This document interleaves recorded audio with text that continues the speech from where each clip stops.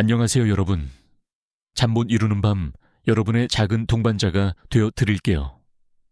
지금 혹시 창밖을 바라보고 계신가요? 아니면 어둠 속에 편안히 몸을 뉘고 있나요? 저는 지금 여러분의 바로 옆에 앉아 보이지 않는 우주의 이야기를 들려주려고 합니다.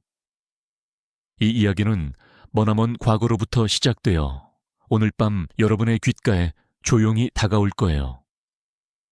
우주에는 우리가 상상하는 것보다 훨씬 더 많은 비밀들이 숨겨져 있답니다. 아주 작고 미미한 존재에서부터 거대한 별에 이르기까지 모든 것은 각자의 언어로 끊임없이 속삭이고 있습니다. 이 소리를 듣기 위해서는 우리의 마음을 조금 더 고요하게 만들 필요가 있습니다. 모든 소란을 뒤로하고 오직 이 순간에만 집중해 보세요. 우리의 이야기는 어떤 거대한 사건에 대한 이야기가 아니라 아주 작은 점으로부터 시작됩니다. 먼지 한 톨이 우주의 바다를 건너오듯 아주 작은 존재의 여행에 관한 이야기입니다. 아마 여러분은 이 여행을 함께한다면 그 신비함에 놀라 잠들지 못할 수도 있어요. 하지만 걱정 마세요. 저와 함께라면 그 놀라움이 여러분을 더 깊은 휴식으로 이끌어 줄 겁니다. 자, 편안하게 시청하기 전에 잠시 시간을 내어 좋아요와 구독을 눌러주세요. 물론 제 영상이 정말 마음에 드실 때만요. 지금 여러분이 머무는 곳은 어디인가요? 그곳의 시간은 지금 이 순간 어떻게 흐르고 있나요? 그 고요함 속에서 우리 함께 오우무아무아와 같은 신비로운 방문자들의 이야기를 들어볼까요? 우리가 사는 이 우주는 믿을 수 없을 정도로 광활합니다. 수많은 별들이 있고 그 별들 중 상당수는 태양과 비슷하며 그 주변에는 지구와 같은 행성들이 존재할 가능성이 높습니다. 그렇다면 왜 우리는 아직까지 그 어떤 외계 문명과도 접촉하지 못했을까요? 왜 우리는 드넓은 우주에서 홀로 존재하는 것처럼 느껴질까요? 이 질문은 수십 년 전 위대한 물리학자 엔리코 페르미가 점심 식사 중에 던진 간단한 질문에서 비롯되었습니다. 다들 어디에 있는 거죠? 이 질문은 페르미 역설이라는 이름으로 알려지게 되었습니다. 우주의 방대한 크기와 잠재적 외계 문명의 수에 대한 통계적 예측 사이에 명백한 모순이죠. 우리는 이 역설에 대한 5가지 흥미로운 해결책을 탐구해 보려고 합니다. 첫 번째 해결책은 동물원 가설로 우리가 의식하지 못하는 사이 지구가 이미 외계인들의 동물원이거나 보호구역일 수 있다는 생각입니다. 이 가설은 아주 낭만적이면서도 동시에 소름 끼치는 상상력을 자극합니다. 마치 아마존의 미개한 부족이 문명 세계의 존재를 전혀 모른 채 과학자들의 보호와 관찰 아래 살고 있는 것처럼 우리 인류 역시 외계 문명의 보호와 관찰 아래 놓여 있다는 것이죠. 이 외계인들은 우리를 그들의 과학적 연구 대상으로 여기거나 혹은 우리가 스스로 발전해 나갈 수 있도록 일부러 간섭하지 않는 것일 수 있습니다. 마치 우리가 동물원에 있는 동물들을 보며 그들의 생태를 연구하고 그들이 자연스럽게 행동하도록 인공적인 환경을 조성하는 것처럼 말입니다. 이 가설은 왜 그들이 우리에게 직접적으로 나타나지 않는지에 대한 흥미로운 해답을 제시합니다. 그들은 우리의 문명 발전에 간섭하여 우리의 자연스러운 진화를 방해하고 싶지 않은 겁니다. 혹은 우리가 그들의 기술을 이해하고 받아들일 준비가 되지 않았다고 판단했을 수도 있습니다. 이 가설은 우리에게 몇 가지 깊은 철학적 질문을 던집니다. 우리의 삶과 역사가 과연 우리의 자유의지에 의해 결정된 것일까요? 아니면 이미 정해진 틀 안에서 움직이고 있는 것일까요? 만약 우리가 정말로 외계인들의 동물원에 살고 있다면 우리의 모든 과학적 발견과 기술 발전은 그들의 예상 범위 안에 있는 것일지도 모릅니다. 우리가 이토록 우주를 탐사하고 싶어하는 욕망조차도 그들이 심어놓은 어떤 실험의 일부일지도 모른다는 생각은 우리를 혼란스럽게 만듭니다. 우리는 이 모든 것을 알지 못합니다. 사실 우리는 아직까지 그 어떤 외계 생명체의 존재도 확실히 알지 못합니다. 이 모든 것은 단지 가설일 뿐입니다. 하지만 이 가설은 우리에게 우주가 우리가 생각하는 것보다 훨씬 더 복잡하고 신비로운 곳이라는 것을 알려줍니다. 이 가설이 우리에게 주는 가장 큰 위로는 우리가 결코 혼자가 아니라는 것입니다. 우리가 밤하늘을 올려다보며 느끼는 깊은 외로움은 사실은 외계인들의 따뜻한 시선 아래 보호받고 있다는 작은 희망으로 바뀔 수 있습니다. 물론 그들이 우리의 보호자일지 아니면 단순한 관찰자일지는 알 수 없습니다. 하지만 이 가설은 우리가 이 드넓은 우주에서 고립된 존재가 아닐지도 모른다는 작은 가능성을 열어줍니다. 우리가 이 이야기를 시작했을 때 우리는 페르미 역설에 대한 가장 흥미로운 해결책 중 하나인 동물원 가설에 대해 이야기했습니다. 이 가설은 지구가 외계 문명의 보호구역일 수 있다는 낭만적이면서도 소름 끼치는 상상력을 제공합니다. 하지만 이 가설 외에도 외계인들이 우리에게 모습을 드러내지 않는 이유를 설명하는 또 다른 가설들이 있습니다. 이 가설들은 우리가 그들을 보지 못하는 것이 그들이 존재하지 않기 때문이 아니라 우리가 그들을 볼 수 있는 능력이 없기 때문이라고 주장합니다. 마치 우리가 아주 가까이에 있지만 보이지 않는 어떤 존재들을 알지 못하는 것처럼 말입니다. 이것은 우리가 생각하는 것보다 훨씬 더 깊은 진화적 그리고 기술적 간극에 대한 문제입니다. 상상해 보세요. 개미집 옆에 거대한 고층 빌딩이 세워졌습니다. 개미들은 그 빌딩이 무엇인지 그리고 그 안에 살고 있는 인간들이 어떤 존재인지 전혀 알지 못합니다. 그들에게 빌딩은 그저 거대한 그림자나 돌덩이에 불과할 겁니다. 이와 마찬가지로 외계 문명은 우리보다 수십만 년 혹은 수백만 년 앞서 진화했을 수도 있습니다. 그들의 기술과 의식은 우리가 상상하는 것과는 완전히 다를 겁니다. 그들은 이미 물리적인 형태를 초월했을 수도 있고 혹은 우리가 전혀 감지하지 못하는 차원에 존재할 수도 있습니다. 우리의 통신 방식은 전자기파, 즉 전파를 기반으로 합니다. 우리는 전파를 우주로 보내고 그들의 답을 기다립니다. 하지만 그들은 이미 전파보다 훨씬 더 빠르고 효율적인 통신 수단을 개발했을지도 모릅니다. 예를 들어 양자 얽힘을 이용한 통신이나 혹은 생각만으로도 정보를 전달할 수 있는 어떤 기술을 말입니다. 만약 그렇다면 우리가 아무리 강력한 전파를 보내고 아무리 민감한 망원경으로 우주를 관측하더라도 우리는 그들의 존재를 감지할 수 없을 겁니다. 그들은 우리에게 신호를 보내고 있을지도 모르지만 우리는 그 신호를 이해할 수 있는 수신기를 가지고 있지 않은 겁니다. 이것은 흥미로운 질문을 제기합니다. 우리가 우주에 대해 아는 모든 것이 과연 얼마나 정확한 것일까요? 우리가 모든 것을 전자기파라는 렌즈로만 보고 있다면 우리는 이미 많은 것을 놓치고 있는지도 모릅니다. 이 가설은 우리에게 겸손함을 가르쳐 줍니다. 우리는 인류의 기술 발전이 우주 문명의 궁극적인 형태라고 생각하기 쉽습니다. 하지만 우리가 아직 알지 못하는 기술과 존재 방식이 무수히 많을 수 있습니다. 우리는 이제 막 걸음마를 뗀 아기에 불과합니다. 우리가 우주를 탐험하고 싶어 하는 욕망은 마치 작은 아기가 거대한 정원을 탐험하고 싶어 하는 욕망과 같습니다. 우리는 아직 그 정원의 모든 것을 이해할 준비가 되지 않았습니다. 이 가설은 우리에게 서두르지 말고 더 깊은 지혜를 찾으라고 속삭입니다. 우리가 외계 문명을 보지 못하는 것은 그들이 우리를 의도적으로 피하고 있기 때문이 아닐 수도 있습니다. 그들은 그저 우리가 너무나도 미개한 존재여서 우리와 소통할 가치를 느끼지 못하거나 혹은 소통 자체가 불가능할 수도 있습니다. 마치 우리가 개미에게 양자역학을 가르칠 수 없는 것처럼 말이죠. 이 가설은 우리에게 우리가 우주에서 얼마나 미미한 존재인지를 다시 한번 깨닫게 해줍니다. 그리고 그 깨달음은 우리에게 깊은 겸손과 동시에 미지의 영역에 대한 더 큰 호기심을 불어넣어 줍니다. 사실 우리는 아직 외계 문명이 어떤 모습일지, 어떤 생각을 하고 있을지 전혀 알지 못합니다. 이 모든 것은 단지 가설일 뿐입니다.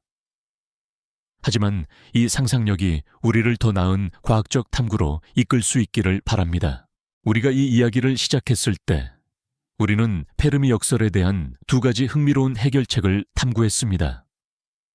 첫 번째는 우리가 외계 문명에게 일종의 동물원처럼 관찰되고 있다는 동물원 가설이었고, 두 번째는 우리의 기술적 한계 때문에 그들을 감지하지 못한다는 기술적 간극 가설이었습니다. 이제 우리는 세 번째 해결책인 위대한 필터 가설을 살펴볼 차례입니다. 이 가설은 낭만적인 위안 대신 인류의 존재에 대한 섬뜩한 경고를 던져줍니다. 위대한 필터 가설은 생명체가 지적 문명으로 진화하는 과정에 넘기 어려운 치명적인 단계가 있다는 개념입니다. 우주의 모든 생명체는 이 단계를 통과하지 못하고 멸망하며 이 필터가 우리가 외계 문명을 보지 못하는 이유라는 것이죠. 마치 늪지를 건너는 길이 수많은 위험으로 가득 차 있어 아무도 그 길을 끝까지 건너지 못하는 것과 같습니다. 이 필터는 생명체의 탄생일 수도 있고 고등지능의 출현일 수도 있으며 혹은 행성 간 여행을 가능하게 하는 기술적 발전일 수도 있습니다. 하지만 가장 무서운 시나리오는 이 필터가 우리 인류의 미래에 있을 수도 있다는 것입니다. 이 가설은 우리에게 몇 가지 깊은 질문을 던집니다. 만약 이 필터가 이미 과거에 있었다면 인류가 그것을 기적적으로 통과한 최초의 문명일 가능성이 있습니다. 이것은 우리가 우주에서 특별한 존재일 수 있다는 희망을 줍니다. 우리는 이 험난한 길을 성공적으로 통과한 유일한 생명체일 수도 있습니다. 하지만 만약 이 필터가 우리 미래에 있다면 그것은 우리에게 깊은 불안감을 안겨줍니다. 예를 들어 핵전쟁 기후변화 혹은 인공지능의 통제불능과 같은 재앙들이 바로 그 필터일 수도 있습니다. 우리는 아직 그 위험을 인식하지 못하고 마치 폭풍우가 몰아칠 바다 위에서 즐겁게 항해하는 작은 배와 같습니다. 우리는 이 위험을 피할 수 있을까요? 이 가설은 또한 우주의 역사적 비극에 대한 이야기를 담고 있습니다. 드넓은 우주에서 수많은 문명들이 탄생하고 발전했지만 결국 이 필터를 넘지 못하고 조용히 사라졌을지도 모른다는 생각은 우리에게 깊은 슬픔을 안겨줍니다. 그들은 우리처럼 별을 바라보며 꿈을 꾸었고 우리처럼 과학을 발전시키고 싶어 했을 겁니다.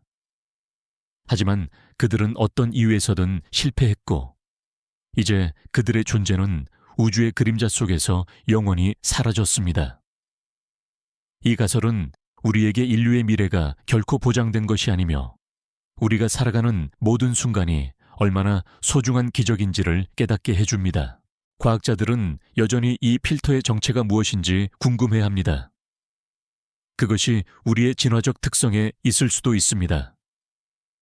예를 들어 우리는 다른 문명과 소통하고 협력하기보다는 경쟁하고 파괴하는 경향을 가지고 있을지도 모른다는 것입니다. 인류 역사를 돌이켜보면 우리는 끊임없이 서로 싸워왔습니다. 우리는 우리의 지능을 사용하여 서로를 파괴하는 무기를 만들었습니다.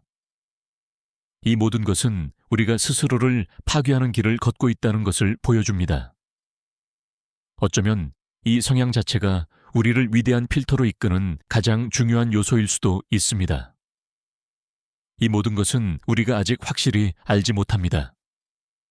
하지만 이 가설은 우리에게 우리가 어디에 있는지, 그리고 우리가 어디로 가고 싶은지에 대한 근본적인 질문을 던집니다. 우리가 이 이야기를 시작했을 때 우리는 페르미 역설에 대한 동물원 가설과 위대한 필터 가설을 탐구했습니다. 이제 우리는 네 번째 해결책을 살펴볼 차례입니다. 이 가설은 우리에게 약간의 위안을 주지만 동시에 우주의 광활함에 대한 깊은 사유를 요구합니다. 이 가설은 외계 문명이 존재하지만 그들은 너무나도 멀리 떨어져 있다는 것입니다. 이것은 우주의 거대한 스케일과 시간의 흐름을 이해할 때 비로소 납득할 수 있는 개념입니다. 상상해 보세요. 우리 은하계만 해도 수천억 개의 별을 포함하고 있습니다. 그리고 우주에는 수천억 개의 은하계가 존재하죠. 이 모든 공간은 믿을 수 없을 정도로 넓습니다. 우리가 외계 문명에게 신호를 보내고 그들이 그 신호를 받아서 답장을 보낸다고 가정해 봅시다. 우리가 보낸 신호는 빛의 속도로 여행합니다. 하지만 우리에게 가장 가까운 별들 중 하나인 프록시마 센타우리는 약 4.2광년 떨어져 있습니다. 우리가 보낸 신호가 그곳에 도달하는 데만도 4.2년이 걸리고 그들이 답장을 보내면 다시 4.2년이 걸립니다. 즉, 왕복으로 8.4년이라는 시간이 걸리는 것이죠. 만약 그들이 더 멀리 떨어져 있다면 이 시간은 수백 년, 수천 년 혹은 수백만 년으로 늘어날 겁니다. 이것은 우리가 흔히 간과하는 시간의 흐름에 대한 문제입니다. 우리가 외계 문명에게서 답장을 받으려면 우리는 수십 년 혹은 수백 년을 기다려야 할 수도 있습니다. 우리는 100년이라는 시간을 길다고 생각하지만 우주의 역사에서 100년은 눈 깜짝할 순간에 불과합니다. 외계 문명은 이미 우리에게 신호를 보냈을지도 모릅니다. 하지만 그 신호가 우리에게 도착하려면 아직 수백만 년의 시간이 남아있을 수도 있죠. 마찬가지로 우리가 보낸 신호도 아직 그들의 행성에 도착하지 않았을 수도 있습니다.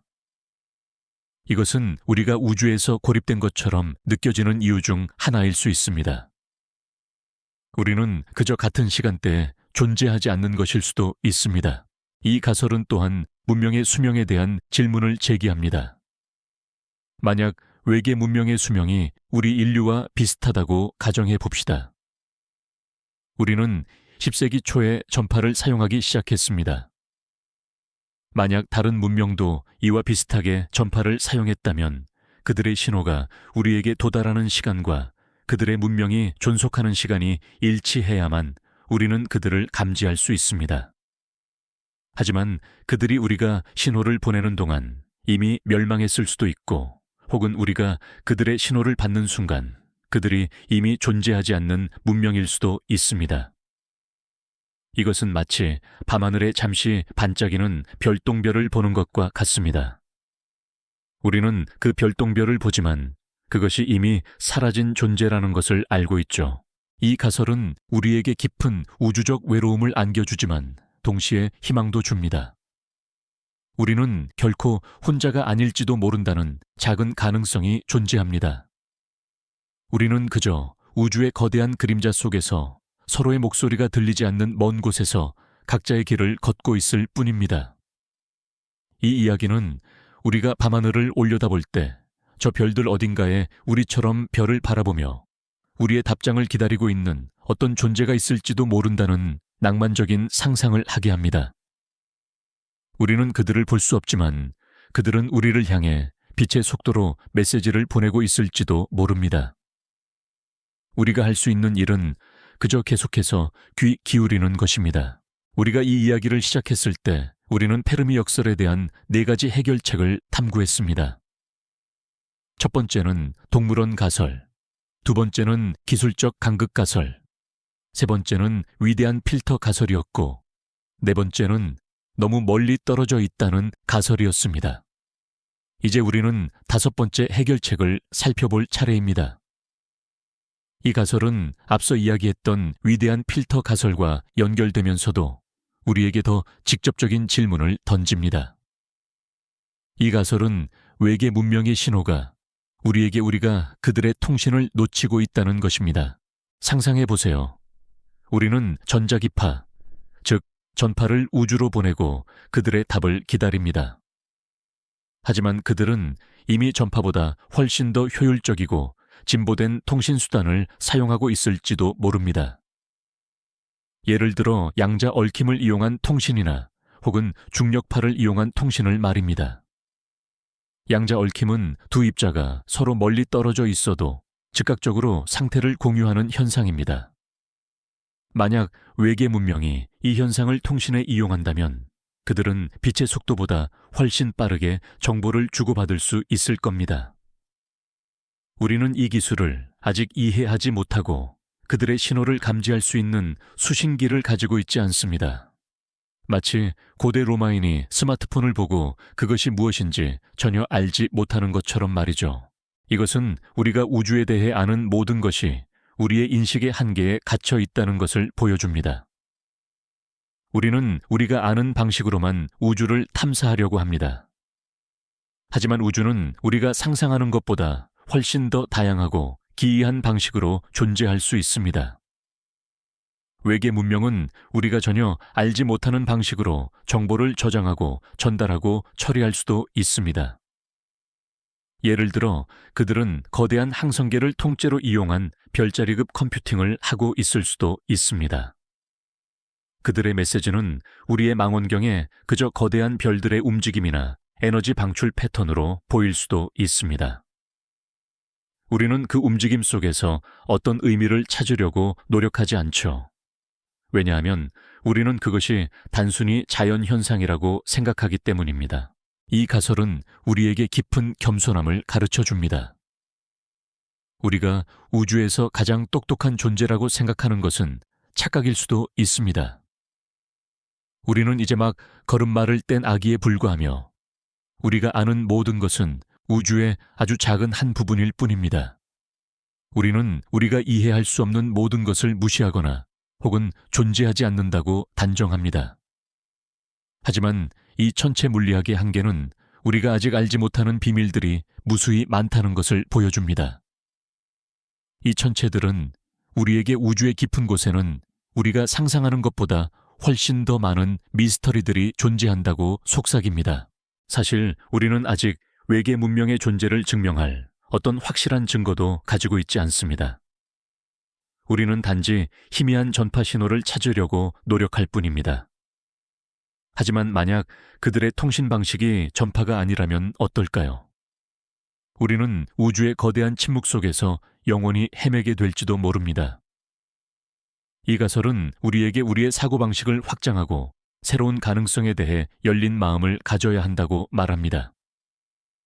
우주의 신비는 우리가 생각하는 것보다 훨씬 더 크고 우리의 지식은 그 신비의 아주 작은 한 부분에 불과합니다. 이 모든 것은 우리가 잠 못 이루는 밤에 우리를 더 깊은 생각에 잠기게 합니다. 우리가 이 이야기를 시작했을 때 우리는 페르미 역설에 대한 5가지 해결책을 탐구했습니다. 첫 번째는 동물원 가설, 두 번째는 기술적 간극 가설, 세 번째는 위대한 필터 가설, 네 번째는 너무 멀리 떨어져 있다는 가설, 그리고 5번째는 우리가 그들의 통신을 놓치고 있다는 가설이었습니다. 이 모든 가설들은 우리에게 궁극적인 질문을 남깁니다. 외계 문명은 과연 존재할까요? 그리고 만약 존재한다면 그들은 왜 우리와 접촉하지 않는 것일까요? 이제 우리는 이 모든 가설들을 하나로 묶어주는 또 다른 심오한 생각을 해볼 차례입니다.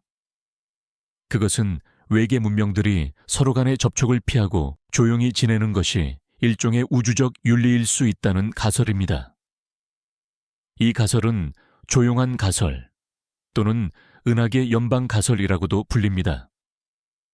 이 가설에 따르면 외계 문명들은 서로에게 위험을 초래하지 않기 위해 혹은 미개한 문명의 자연스러운 진화를 방해하지 않기 위해 의도적으로 자신들의 존재를 숨기고 있다는 것입니다. 이것은 마치 우리가 정글에 사는 미개한 부족에게 우리의 문명을 강요하지 않는 것처럼 말입니다. 우리는 그들의 삶을 존중하고 그들이 스스로 발전해 나가도록 내버려 둡니다. 이 가설은 우리에게 지혜와 겸손함에 대한 깊은 질문을 던집니다. 우리가 만약 외계 문명과 접촉한다면 그것은 우리에게 어떤 영향을 미칠까요? 그들은 우리에게 놀라운 기술과 지식을 제공할 수도 있지만 동시에 우리의 문화와 가치관을 파괴하고 우리 사회에 거대한 혼란을 가져올 수도 있습니다.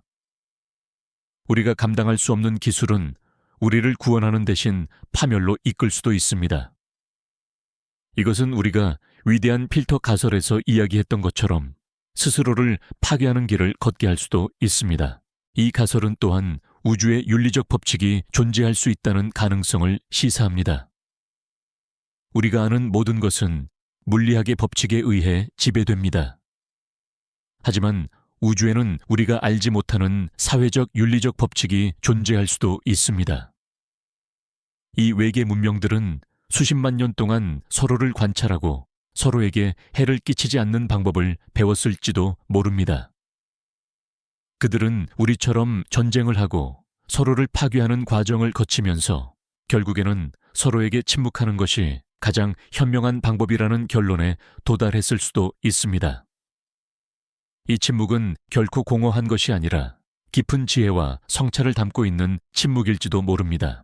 물론 이 모든 것은 단지 가설일 뿐입니다. 우리는 이 모든 것이 사실인지 아닌지 알지 못합니다. 하지만 이 가설은 우리에게 깊은 영감을 줍니다. 그것은 우리가 외계 문명을 찾으려고 노력하는 동시에 우리 자신의 행동을 돌아봐야 한다고 말합니다. 우리는 다른 문명과 평화롭게 공존할 준비가 되어 있을까요? 우리는 그들의 지혜를 받아들일 준비가 되어 있을까요? 이 질문에 대한 답을 찾기 위해서는 먼저 우리 자신의 내면을 들여다봐야 합니다. 우리가 이 우주에서 어떤 존재가 되고 싶은지, 그리고 우리가 어떤 미래를 만들어가고 싶은지 말입니다. 이 모든 것은 우리가 잠 못 이루는 밤에 우리를 더 깊은 생각에 잠기게 합니다. 우리가 이 이야기를 시작했을 때 우리는 페르미 역설에 대한 6가지 해결책을 탐구했습니다. 첫 번째는 동물원 가설, 두 번째는 기술적 간극 가설, 세 번째는 위대한 필터 가설, 네 번째는 너무 멀리 떨어져 있다는 가설, 다섯 번째는 우리가 그들의 통신을 놓치고 있다는 가설이었고, 여섯 번째는 우주적 윤리 가설이었습니다. 이 모든 가설들은 외계 문명이 존재하지만 우리가 그들을 보지 못한다는 것을 전제로 합니다. 하지만 이제 우리는 또 다른 가능성을 탐구해 보려고 합니다. 그것은 외계 문명들이 우리와는 전혀 다른 방식으로 진화했을 수 있다는 개념입니다. 즉, 그들의 진화는 반드시 기술 발전으로 이어지지 않을 수 있다는 것입니다. 우리는 인류의 역사를 되돌아보며 기술의 발전이 문명의 가장 중요한 척도라고 생각합니다. 우리는 수렵 채집 시대에서 농경 시대로, 그리고 산업혁명과 정보혁명을 거치며 끊임없이 기술을 발전시켜 왔습니다. 우리는 별과 행성들을 탐험하고 인공지능을 개발하며 미래를 향해 나아가고 있죠. 그래서 우리는 외계 문명 역시 우리와 비슷한 기술적 궤적을 따를 것이라고 가정합니다. 하지만 이 가정은 우리의 인식의 한계에 갇혀 있을지도 모릅니다. 상상해 보세요. 외계 문명은 우리와 전혀 다른 환경에서 진화했을 겁니다. 그들은 물속에서 살 수도 있고 혹은 가스로 이루어진 행성에서 살 수도 있습니다. 그들의 삶의 방식은 우리와 완전히 다를 겁니다. 그들은 어쩌면 기술을 발전시키는 것보다 의식의 확장이나 정신적 진화에 더 많은 노력을 기울였을 수도 있습니다. 그들은 이미 물리적인 형태를 초월하여 집단의식을 형성하거나 혹은 에너지체로 존재하고 있을지도 모릅니다.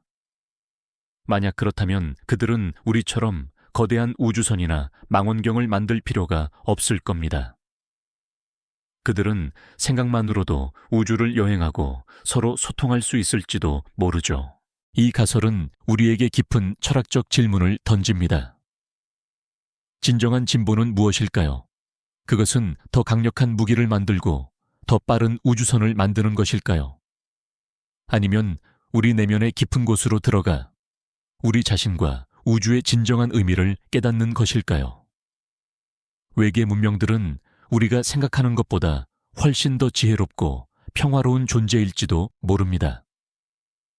그들은 기술이 결국 문명을 파멸로 이끌 수 있다는 것을 깨닫고 다른 길을 택했을 수도 있습니다. 이 길은 우리가 이해하기 어려운 혹은 우리가 아직 알지 못하는 어떤 길일 수도 있습니다. 우리는 아직 우주의 모든 생명체에 대해 아는 것이 거의 없습니다. 우리는 오직 지구 생명체만을 연구했을 뿐입니다. 지구 생명체는 탄소 기반의 유기물로 이루어져 있고 DNA를 유전 물질로 사용합니다.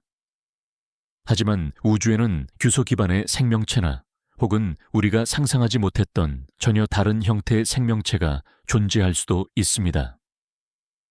이 모든 것은 우리가 우주에 대해 아는 것이 얼마나 작은 부분에 불과한지를 보여줍니다. 이 가설은 우리에게 우리의 사고방식을 확장하고 새로운 가능성에 대해 열린 마음을 가져야 한다고 말합니다. 우주의 미스터리는 우리가 생각하는 것보다 훨씬 더 크고 우리의 지식은 그 미스터리의 아주 작은 한 부분에 불과합니다. 우리가 이 이야기를 시작했을 때 우리는 페르미 역설에 대한 7가지 해결책을 탐구했습니다. 이 가설들은 외계 문명이 존재하지만 우리가 그들을 보지 못하는 이유를 설명합니다. 하지만 이제 우리는 또 다른 가능성을 살펴볼 차례입니다. 그것은 우주의 물리적 조건 자체가 생명체의 존재를 극도로 희귀하게 만들 수 있다는 것입니다. 이 가설은 우주의 밤이라고 불리기도 합니다. 우주의 광활함과 수많은 별들에도 불구하고 진정한 의미의 문명을 탄생시킬 수 있는 행성은 우리가 생각하는 것보다 훨씬 드물다는 것이죠. 생명체가 탄생하고 진화하기 위해서는 수많은 조건들이 충족되어야 합니다. 예를 들어 행성은 별로부터 적절한 거리에 위치해야 합니다. 너무 가까우면 모든 물이 증발하고 너무 멀면 모든 물이 얼어붙습니다. 이 적절한 거리를 우리는 골디락스 존이라고 부르죠. 하지만 이것만이 전부는 아닙니다. 행성은 적절한 대기를 가지고 있어야 하고 자기장으로 방사선으로부터 보호받아야 하며 큰 달이 존재하여 행성의 자전축을 안정시켜야 합니다. 이 모든 조건들이 모두 충족되는 행성은 우리가 생각하는 것보다 훨씬 더 희귀할 수 있습니다. 마치 수많은 모래알 중에서 완벽하게 둥글고 매끄러운 단 하나의 모래알을 찾는 것과 같습니다. 이 가설은 우리에게 우주의 혼돈과 질서에 대한 깊은 질문을 던집니다. 우주는 대부분의 공간이 텅 비어 있는 진공 상태이며 끊임없이 팽창하고 있습니다. 이 무질서한 우주 속에서 생명체라는 복잡하고 질서정연한 존재가 탄생하는 것은 거의 기적에 가깝습니다. 우리가 엔트로피에 대해 이야기했던 것을 기억해 보세요. 모든 것은 무질서가 증가하는 방향으로 움직이려고 합니다. 하지만 생명체는 그 법칙을 거스르고 끊임없이 질서를 창조하려고 노력합니다. 이 모든 것은 생명체가 우주의 가장 희귀하고 특별한 현상 중 하나라는 것을 보여줍니다. 우리는 아직 생명의 정의에 대해서도 완벽히 알지 못합니다. 생명은 무엇이며 어떤 조건에서 탄생하는 걸까요? 이 질문에 대한 답을 찾기 위해서는 우주의 모든 곳을 탐험해야 할지도 모릅니다. 하지만 우리는 이제 막 우리 태양계 밖을 바라보기 시작했습니다. 우리가 외계 문명을 찾지 못하는 것은 그들이 존재하지 않기 때문이 아닐 수도 있습니다. 그들은 그저 아직 탄생하지 않았거나 혹은 이미 멸망했을 수도 있습니다. 이 모든 것은 우리가 우주에 대해 아는 것이 얼마나 작은 부분에 불과한지를 보여줍니다. 이 가설은 우리에게 깊은 겸손함을 가르쳐 줍니다. 우리는 인류의 존재를 당연하게 여깁니다. 하지만 우리의 존재는 수많은 기적과 우연의 결과입니다. 우리가 살고 있는 이 행성은 수많은 조건들이 완벽하게 맞아떨어져 탄생한 기적과도 같은 곳입니다. 이 가설은 우리가 우리의 삶과 우리가 살고 있는 행성을 더욱 소중히 여겨야 한다고 말합니다. 우리는 우주의 가장 희귀하고 소중한 보물 중 하나일지도 모릅니다. 이 모든 것은 우리가 잠 못 이루는 밤에 우리를 더 깊은 생각에 잠기게 합니다. 우리가 이 이야기를 시작했을 때 우리는 페르미 역설에 대한 여러 가지 해결책들을 탐구했습니다. 이 가설들은 외계 문명이 존재하지만 우리가 그들을 보지 못하는 이유를 설명합니다. 이제 우리는 또 다른 철학적이고 예술적인 관점을 살펴볼 차례입니다. 이 가설은 외계 문명의 신호가 우리에게 낯선 예술작품이나 자연현상으로 보일 수 있다는 것입니다. 마치 우리가 오래된 동굴 벽화를 보고 그것이 예술작품인지 아니면 단순히 어떤 현상을 기록한 것인지 알지 못하는 것처럼 말이죠. 우리가 외계 문명에게서 기대하는 신호는 아마도 수학적이고 논리적인 어떤 패턴일 겁니다. 예를 들어 소수라든지 혹은 파이와 같은 원주율을 포함한 신호일 것이라고 생각하죠. 이것은 우리가 과학과 논리를 가장 보편적인 언어라고 생각하기 때문입니다. 하지만 외계 문명의 의식과 사고방식은 우리와는 완전히 다를 수도 있습니다. 그들의 언어는 논리가 아닌 감정이나 이미지로 이루어져 있을 수도 있고, 그들의 메시지는 우리가 전혀 이해할 수 없는 방식으로 암호화되어 있을 수도 있습니다. 예를 들어 그들은 메시지를 거대한 별들의 움직임이나 에너지 방출 패턴 속에 숨겨놓았을 수도 있습니다. 우리는 밤하늘을 보며 별들의 움직임을 단순히 물리학의 법칙에 따른 자연 현상이라고 생각합니다. 하지만 그 움직임 속에 어떤 의미 있는 패턴이나 이야기가 숨겨져 있을 수도 있습니다. 마치 음악가가 음표를 사용하여 감정을 표현하듯이 외계 문명은 별들을 사용하여 자신들의 역사나 철학을 기록했을 수도 있습니다. 우리는 이 별들의 움직임을 보지만 그것이 하나의 거대한 교향곡이라는 것을 알지 못하는 겁니다. 이 모든 것은 우리가 우주에 대해 아는 것이 얼마나 작은 부분에 불과한지를 보여줍니다. 이 가설은 우리에게 깊은 인식의 한계에 대한 질문을 던집니다. 우리가 세상을 이해하는 방식은 우리의 감각과 인지에 의해 제한됩니다. 우리는 우리가 보는 것, 듣는 것, 느끼는 것을 통해 세상을 이해합니다. 하지만 외계 문명은 우리와는 완전히 다른 감각을 가지고 있을 수도 있습니다. 그들은 우리의 감각으로는 전혀 감지할 수 없는 방식으로 우주를 경험하고 있을 수도 있습니다. 그들에게 우리의 전파 신호는 단순한 노이즈로 들릴 수도 있고, 우리의 메시지는 무의미한 소음으로 보일 수도 있습니다. 우리는 아직 우주의 예술에 대해 알지 못합니다. 우주는 우리가 이해할 수 없는 방식으로 아름다움을 표현하고 있을지도 모릅니다. 이 아름다움은 거대한 은하계의 나선형 모양일 수도 있고, 멀리서 반짝이는 별들의 빛일 수도 있습니다. 이 모든 것은 우리에게 깊은 영감을 줍니다.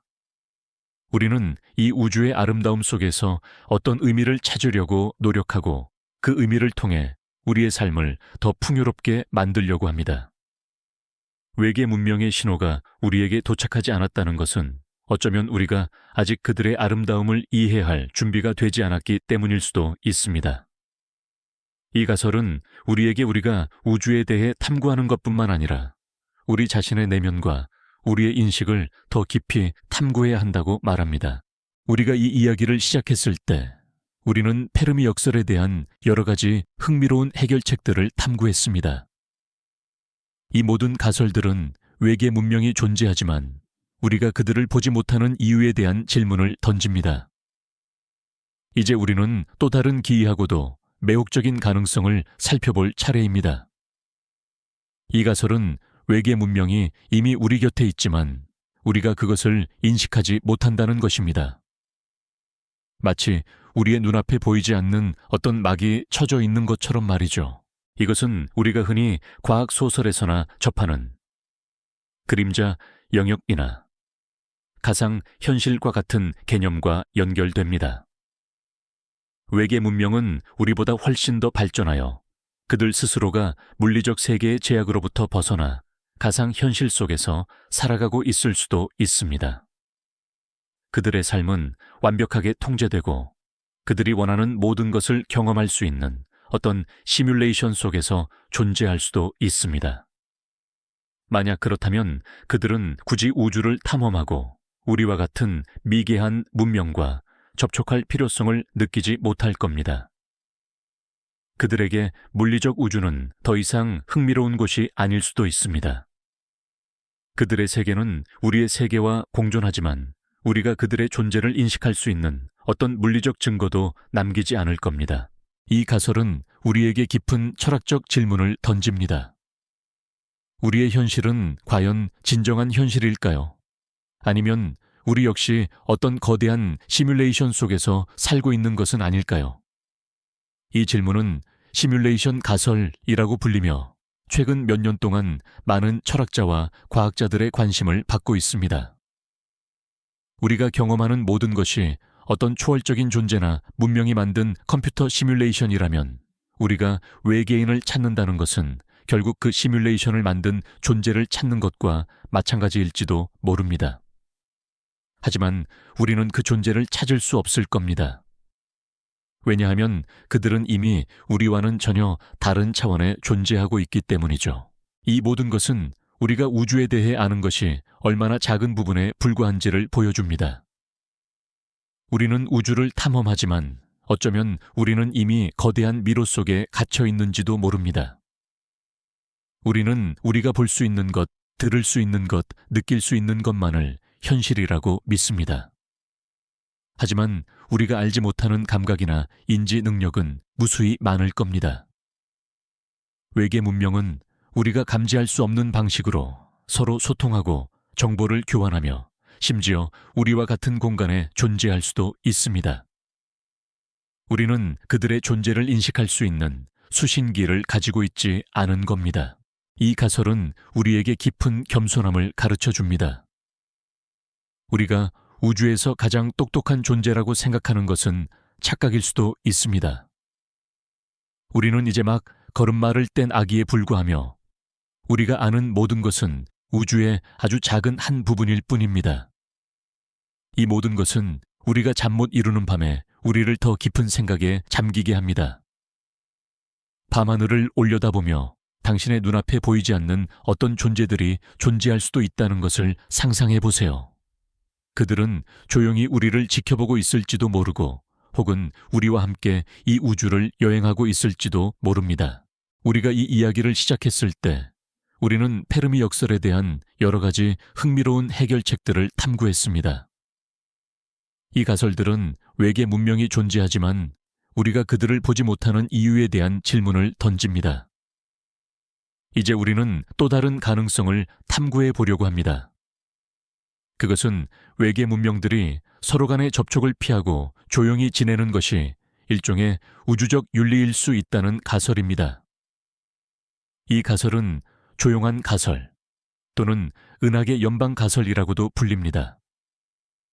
이 가설에 따르면 외계 문명들은 서로에게 위험을 초래하지 않기 위해 혹은 미개한 문명의 자연스러운 진화를 방해하지 않기 위해 의도적으로 자신들의 존재를 숨기고 있다는 것입니다.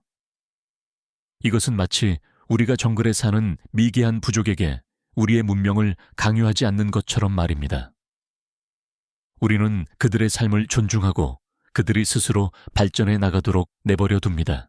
이 가설은 우리에게 지혜와 겸손함에 대한 깊은 질문을 던집니다. 우리가 만약 외계 문명과 접촉한다면 그것은 우리에게 어떤 영향을 미칠까요? 그들은 우리에게 놀라운 기술과 지식을 제공할 수도 있지만 동시에 우리의 문화와 가치관을 파괴하고 우리 사회에 거대한 혼란을 가져올 수도 있습니다. 우리가 감당할 수 없는 기술은 우리를 구원하는 대신 파멸로 이끌 수도 있습니다. 이것은 우리가 위대한 필터 가설에서 이야기했던 것처럼 스스로를 파괴하는 길을 걷게 할 수도 있습니다.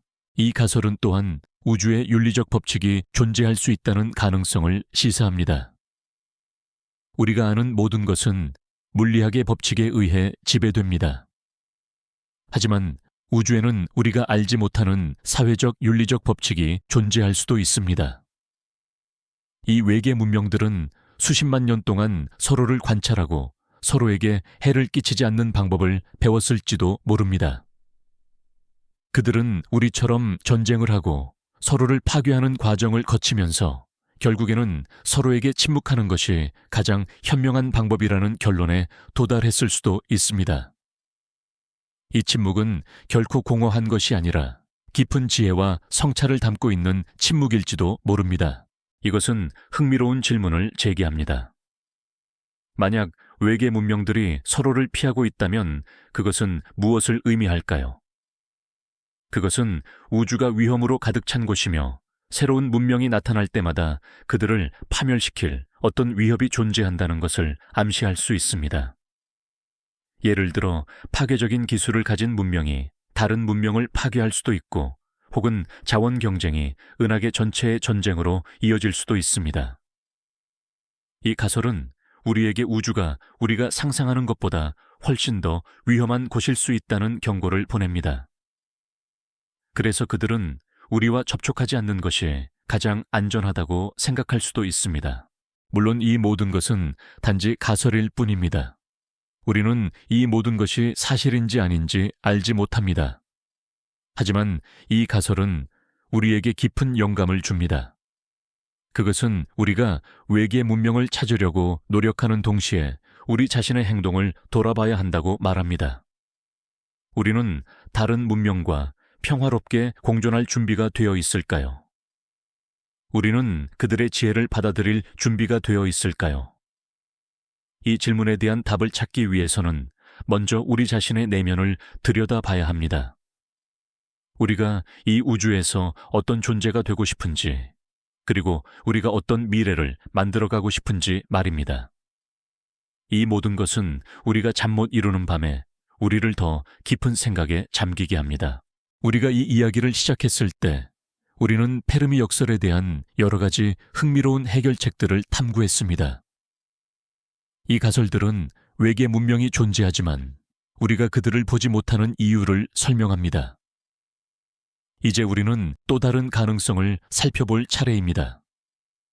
그것은 외계 문명들이 우리와는 전혀 다른 방식으로 존재하며 그들의 생명의 탄생 자체가 우주의 가장 희귀한 사건이라는 개념입니다. 우리는 이 모든 것을 당연하게 여깁니다. 우리가 숨쉬고 생각하고 살아가는 모든 순간이 기적이라는 것을 잊고 살죠. 하지만 과학적으로 볼 때 생명체가 탄생하고 진화하는 것은 우리가 상상하는 것보다 훨씬 더 복잡하고 희귀한 사건일 수 있습니다. 우리가 앞서 우주의 밤 가설에서 이야기했던 것처럼 행성이 생명체가 살기에 적합한 환경을 가지는 것 자체가 극도로 어려운 일입니다. 하지만 이 가설은 한 걸음 더 나아가 생명체가 탄생하는 화학적 과정 자체도 우리가 생각하는 것보다 훨씬 더 복잡하다는 것을 보여줍니다. 예를 들어 아미노산과 같은 생명의 기본 구성 요소가 우주에 흔하게 존재한다는 것을 알고 있습니다. 하지만 이 아미노산들이 결합하여 단백질을 만들고 이 단백질들이 모여 스스로 복제할 수 있는 유전 물질을 만드는 과정은 아직까지 과학자들에게는 미스터리입니다. 이것은 마치 수많은 글자들이 존재하지만 그 글자들이 스스로 모여 셰익스피어의 작품을 만들어내는 것을 기대하는 것과 같습니다. 확률적으로 볼 때 이것은 거의 불가능에 가깝습니다. 하지만 지구에서는 이 모든 것이 일어났습니다. 이것은 우리에게 지구 생명체의 기원이 우주의 가장 희귀한 기적 중 하나일 수도 있다는 생각을 하게 만듭니다. 이 가설은 우리에게 깊은 겸손함을 가르쳐 줍니다. 우리는 우주의 모든 곳에 생명체가 존재할 것이라고 믿고 싶어 합니다. 하지만 만약 우리가 우주에서 유일한 문명이라면 어떨까요? 이 생각은 우리에게 깊은 외로움을 안겨주지만 동시에 우리의 존재가 얼마나 소중한지를 깨닫게 해줍니다. 우리는 수십억 개의 별들 중에서 수많은 행성들 중에서 유일하게 의식을 가지고 존재하며 이 우주의 아름다움과 신비를 이해할 수 있는 능력을 가진 존재일지도 모릅니다. 이 가설은 우리가 살고 있는 이 작은 행성, 그리고 우리의 삶을 더욱 소중히 여겨야 한다고 말합니다. 우리는 아직 생명의 정의에 대해서도 완벽히 알지 못합니다. 생명은 무엇이며 어떤 조건에서 탄생하는 걸까요? 이 질문에 대한 답을 찾기 위해서는 우주의 모든 곳을 탐험해야 할지도 모릅니다.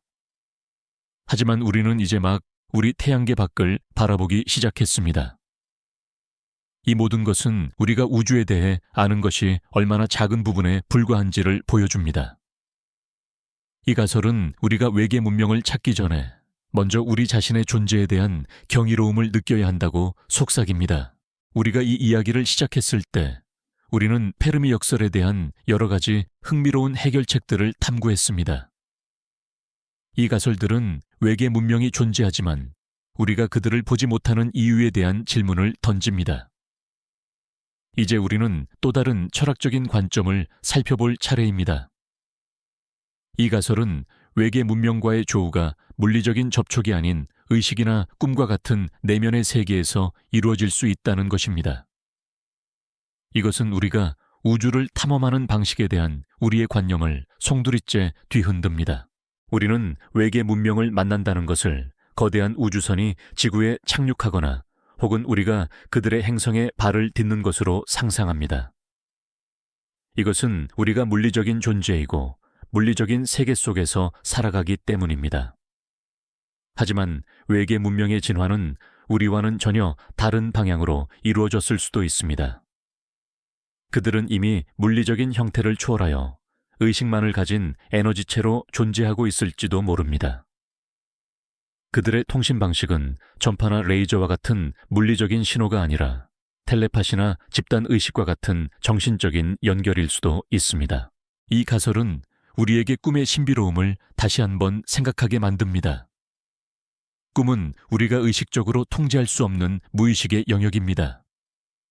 꿈속에서 우리는 현실에서는 불가능한 일들을 경험하고 우리의 상상력은 무한히 확장됩니다. 외계 문명은 우리와의 접촉을 꿈을 통해 시도하고 있을지도 모릅니다.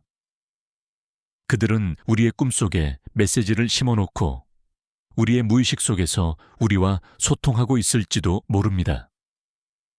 이것은 마치 우리가 잠에 들 때 우리의 뇌가 우주의 깊은 곳으로 여행을 떠나는 것과 같습니다.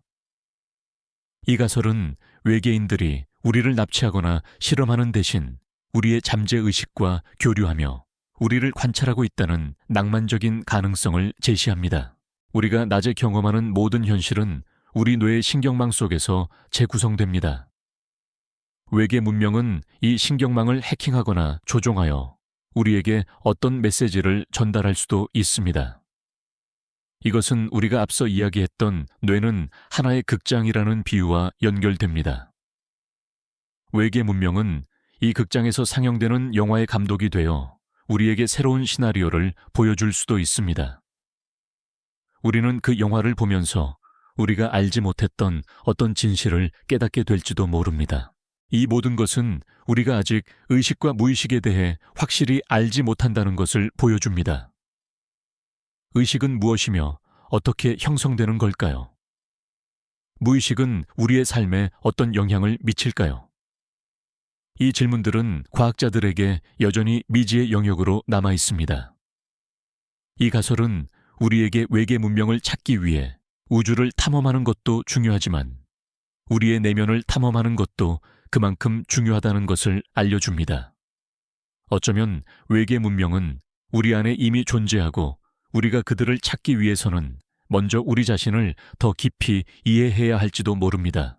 우리가 이 이야기를 시작했을 때 우리는 페르미 역설에 대한 여러 가지 흥미로운 해결책들을 탐구했습니다.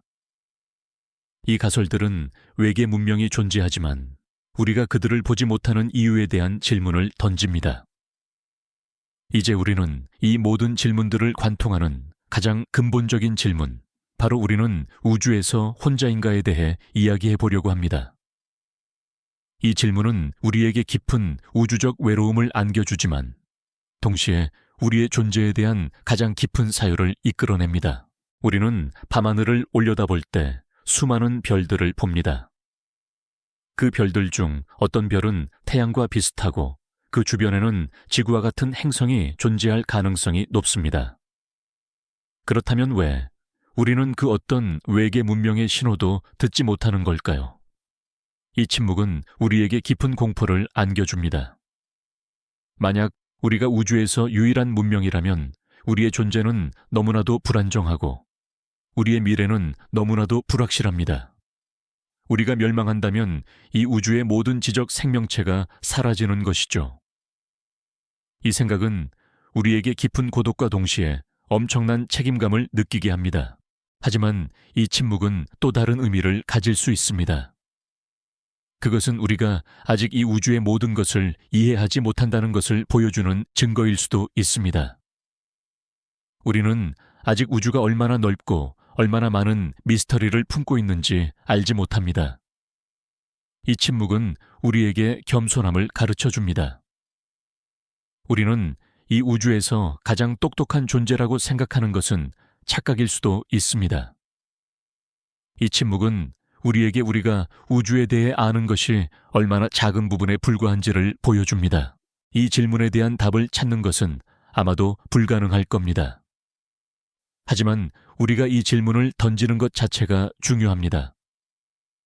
우리는 이 질문을 통해 우리의 존재의 의미를 찾으려고 노력하고 우리의 삶이 이 우주의 거대한 이야기 속에서 어떤 역할을 하는지 깨달으려고 합니다. 이 질문은 우리가 잠 못 이루는 밤에 우리를 더 깊은 생각에 잠기게 합니다. 밤하늘을 올려다보며 당신의 삶이 이 우주의 거대한 이야기의 일부라고 상상해 보세요. 당신이 느끼는 모든 생각, 모든 감정은 이 우주의 거대한 흐름 속에 존재합니다. 당신은 결코 혼자가 아닙니다. 당신은 이 우주와 연결되어 있으며 당신의 존재는 이 우주의 일부입니다. 이 모든 것은 우리가 잠 못 이루는 밤에 우리에게 깊은 위안과 평온을 가져다 줍니다. 우리가 이 이야기를 시작했을 때 우리는 페르미 역설에 대한 여러 가지 흥미로운 해결책들을 탐구했습니다. 이 가설들은 외계 문명이 존재하지만 우리가 그들을 보지 못하는 이유에 대한 질문을 던집니다. 이제 우리는 이 모든 질문들을 관통하는 가장 근본적인 질문, 바로 우리는 우주에서 혼자인가에 대해 이야기해 보려고 합니다. 이 질문은 우리에게 깊은 우주적 외로움을 안겨주지만 동시에 우리의 존재에 대한 가장 깊은 사유를 이끌어냅니다. 우리는 밤하늘을 올려다볼 때 수많은 별들을 봅니다. 그 별들 중 어떤 별은 태양과 비슷하고 그 주변에는 지구와 같은 행성이 존재할 가능성이 높습니다. 그렇다면 왜 우리는 그 어떤 외계 문명의 신호도 듣지 못하는 걸까요? 이 침묵은 우리에게 깊은 공포를 안겨줍니다. 만약 우리가 우주에서 유일한 문명이라면 우리의 존재는 너무나도 불안정하고 우리의 미래는 너무나도 불확실합니다. 우리가 멸망한다면 이 우주의 모든 지적 생명체가 사라지는 것이죠. 이 생각은 우리에게 깊은 고독과 동시에 엄청난 책임감을 느끼게 합니다. 하지만 이 침묵은 또 다른 의미를 가질 수 있습니다. 그것은 우리가 아직 이 우주의 모든 것을 이해하지 못한다는 것을 보여주는 증거일 수도 있습니다. 우리는 아직 우주가 얼마나 넓고 얼마나 많은 미스터리를 품고 있는지 알지 못합니다. 이 침묵은 우리에게 겸손함을 가르쳐 줍니다. 우리는 이 우주에서 가장 똑똑한 존재라고 생각하는 것은 착각일 수도 있습니다. 이 침묵은 우리에게 우리가 우주에 대해 아는 것이 얼마나 작은 부분에 불과한지를 보여줍니다. 이 질문에 대한 답을 찾는 것은 아마도 불가능할 겁니다. 하지만 우리가 이 질문을 던지는 것 자체가 중요합니다. 우리는 이 질문을 통해 우리의 존재의 의미를 찾으려고 노력하고 우리의 삶이 이 우주의 거대한 이야기 속에서 어떤 역할을 하는지 깨달으려고 합니다. 이 질문은 우리가 잠 못 이루는 밤에 우리를 더 깊은 생각에 잠기게 합니다. 밤하늘을 올려다보며 당신의 삶이 이 우주의 거대한 이야기의 일부라고 상상해 보세요. 당신이 느끼는 모든 생각, 모든 감정은 이 우주의 거대한 흐름 속에 존재합니다. 당신은 결코 혼자가 아닙니다. 당신은 이 우주와 연결되어 있으며 당신의 존재는 이 우주의 일부입니다. 이 모든 것은 우리가 잠 못 이루는 밤에 우리에게 깊은 위안과 평온을 가져다 줍니다. 이제 모든 이야기가 끝났습니다. 우리의 작은 여행도 이제 마지막 페이지에 다다랐네요. 이토록 긴 시간 동안 저와 함께 해주셔서 감사합니다. 우리는 페르미 역설이라는 깊은 질문을 통해 우주의 가장 깊은 미스터리들을 탐험했습니다. 우리는 동물원 가설의 낭만적인 상상부터 위대한 필터의 섬뜩한 경고까지 수많은 가능성들을 함께 생각했습니다. 이 모든 것은 여러분이 편안히 눈을 감고 저의 목소리에 귀를 기울여 주었기에 가능한 일이었습니다. 이제 여러분의 의식을 여러분이 머무는 곳으로 다시 가져올 시간입니다. 당신이 있는 침대 당신을 감싸는 이불의 부드러운 감촉을 느껴보세요. 창밖에서 들려오는 희미한 소음 혹은 완벽한 고요함을 느껴보세요. 마지막으로 한번 더 여쭤보고 싶네요. 지금 당신이 머무는 곳은 어디인가요? 그곳의 시간은 지금 이 순간 어떻게 흐르고 있나요? 이 모든 이야기가 당신에게 깊은 평온을 가져다 주었기를 바랍니다. 당신의 마음속에 남아있는 모든 소란이 부드럽게 스쳐 지나가고 당신의 생각은 서서히 사라져 오직 고요함만이 남기를 바랍니다. 이제는 이 모든 이야기를 놓아주고 깊은 잠의 바다로 몸을 맡겨도 괜찮습니다. 당신의 잠은 이 모든 것을 더 아름답게 정리해 줄 거예요. 편안히 주무세요. 나의 동반자여. 당신이 언제 어디에 있든 달콤한 꿈 꾸시길 바랍니다.